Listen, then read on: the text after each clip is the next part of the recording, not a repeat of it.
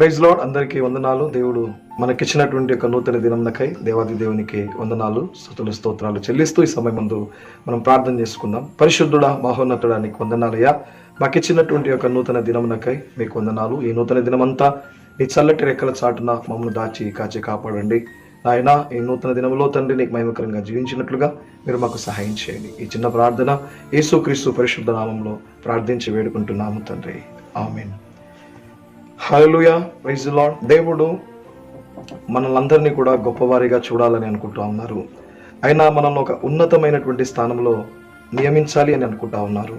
ఆయన మనల్ని ఈ లోకంలో తలగా నియమించాలని ఆశపడతా ఉన్నారు.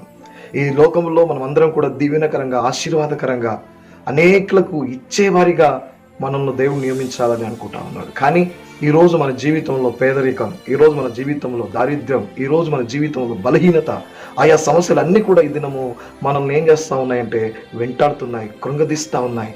పేదరికంలో ఇంకా మనము జీవించినట్లుగా మరి అనేకమైనటువంటి పరిస్థితులు మనల్ని తారుమారు చేస్తూ ఉన్నాయి. దేవుని వాక్యం బోధిస్తుంది. ఒకసారి గమనించండి. సామెతల గ్రంథం 8వ అధ్యాయము 21వ వచనం మీరు గమనించినట్లయితే, నన్ను ప్రేమించు వారిని ఆస్తికర్తలుగాను చేయుదును, వారి నిధులు నింపుదును. దేవునికి స్తోత్రం. ఎవరైతే నన్ను ప్రేమిస్తారో వారిని నేను ఆస్తికర్తలుగా చేస్తాను అని అన్నాడు. ఈరోజు మన దగ్గర ఉండడానికి ఒకవేళ హౌస్ లేకపోవచ్చు, మన దగ్గర బండి లేకపోవచ్చు, మన దగ్గర కారు లేకపోవచ్చు, మన దగ్గర ఈరోజు ఎదటి వారి దగ్గర ఏదైతే ఉందో, ఈరోజు మన దగ్గర ఏదైతే లేదో, వాటన్నిటి మీద దేవుడు మనకేం చేయబోతున్నాడంటే అధికారిగా నియమించబోతున్నాడు. మీరు ఎప్పుడైనా గమనించండి, ఆదాం గారిని దేవుడు కలగజేసినప్పుడు ఆదాం గారిని దేవుడు పేదవాడిగా పుట్టించలేదండి, దరిద్రుడిగా పుట్టించలేదండి. ఆదాము గారిని దేవుడు పుట్టించినప్పుడు, కలగజేసినప్పుడు ఆదామును ఈ లోకమంతటి మీద ఆదాం గారికి అధికారం ఇచ్చాడు. ఈ లోకమంతటిని కూడా ఏలమని ఇచ్చాడు. కానీ ఈరోజు మనము బానిస జీవితం జీవిస్తూ ఉన్నాం, పేదరికంలో జీవిస్తూ ఉన్నాం, బలహీనతలో జీవిస్తూ ఉన్నాం. కానీ ఇది దేవుని చిత్తం కాదు, ఇది దేవుని ప్రణాళిక కాదు. ఆదాం గారిని దేవుడు కలగజేసినప్పుడు అంతటి మీద ఆదాం గారికి అధికారమును దేవుడు అనుగ్రహించాడు. ఈరోజు దేవుడు మనల్ని కూడా అంటున్నాడు, ఒకవేళ నువ్వు నన్ను ప్రేమించినట్లయితే, ఈరోజు నువ్వు నా మాట ప్రకారంగా నడిచినట్లయితే, నువ్వు నా ఆజ్ఞను గైకొన్నట్లయితే, నిన్ను ఈ లోకంలో నేను ఏం చేస్తానన్నాడు? ఆస్తికర్తలుగా చేస్తున్నాడు. నీ నిధులన్నీ కూడా నేను నింపుతాను అని అన్నాడు. ఈరోజు మనం ఎందుకు ఆస్తికర్తలుగా మారలేకపోతున్నాం? ఈ లోకంలో ఉన్నటువంటి వాటిని మనం ఎందుకు పొందలేకపోతున్నాం? ఎందుకు ఈరోజు చాలా దీన స్థితిలో మనం జీవిస్తా ఉన్నాం?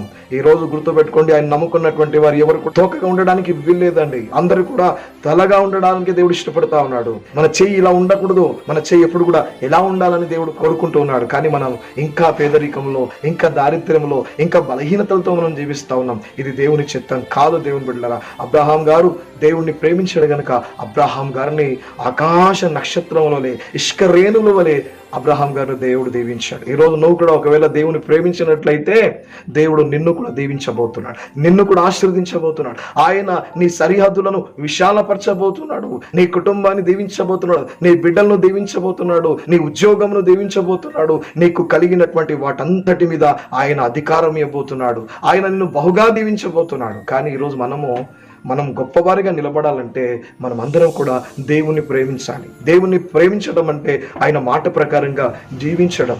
అవును, నిజంగా ఆనాడు అబ్రహాం గారిని దేవుడు రమ్మన్నప్పుడు వెంటనే అన్నిటిని విడిచిపెట్టి దేవుడితో పాటు ప్రయాణమై వెళ్ళాడు గనుక ఆకాశ నక్షత్రంలో, ఇష్క రేణుల వలె అబ్రహాం గారు దీవించబడ్డారండి.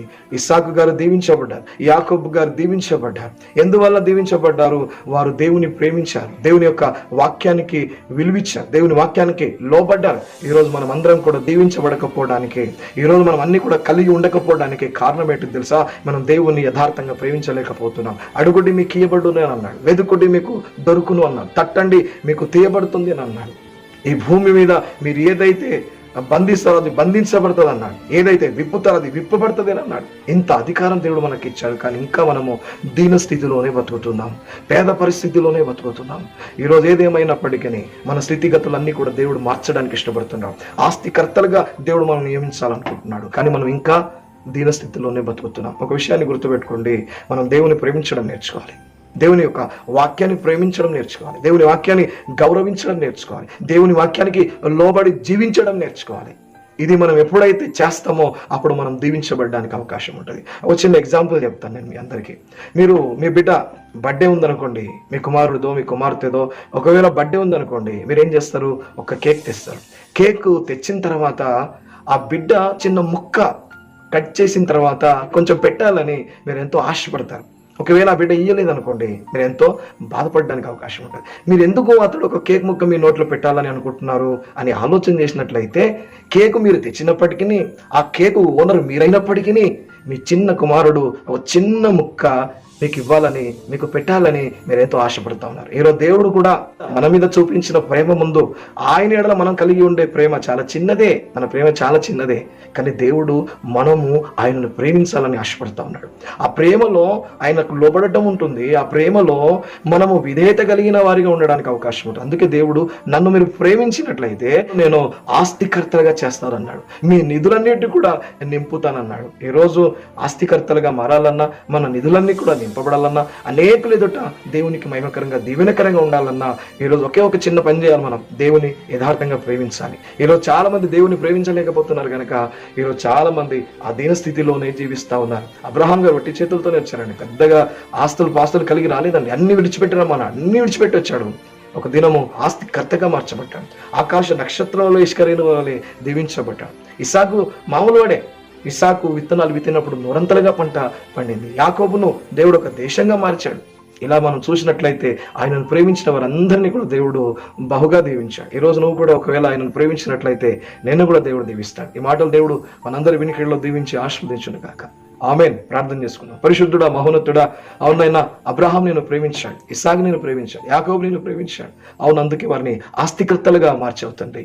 ఈరోజు మేము కూడా ఒకవేళ నిన్ను ప్రేమించినట్లయితే మమ్మల్ని ఆస్తికర్తలుగా మారుస్తానన్నావు, మా నిధులను నింపుతానన్నావు. ఈ వాక్యం వీక్షిస్తున్న ప్రతి వారిని ఈ సమయం ముందు బలపరిచి నేను ప్రేమించే వారికి నిలబెట్టమని, సహాయం చేయమని, ఈ దినమంతా నీ బిడ్డలతో పాటు నీ సన్నిధిని కాపుదల ఉంచమని యేసుక్రీస్తు పరిశుద్ధ నామంలో ప్రార్థించి వేడుకుంటున్నాము తండ్రి. ఆమేన్. ప్రతి ఉదయము మీకు నేను నిన్ను బలపడుతున్ననేటటువంటి కార్యక్రమాన్ని దేవుడు మీకు అందిస్తున్నాడు. ఆ వాక్యం మిమ్మల్ని ఎంతగానో బలపరచుటకు అవకాశం ఉంది. దయచేసి ప్రతి వారు కూడా ఈ ఛానల్ను సబ్స్క్రైబ్ చేసుకోలేని వారిగా ఉన్నట్లయితే దయచేసి సబ్స్క్రైబ్ చేసుకోండి. ఇది మీ ఆధ్యాత్మిక జీవితాన్ని ఎంతగానో బలపరుస్తుందని మేము నమ్ముతున్నాము.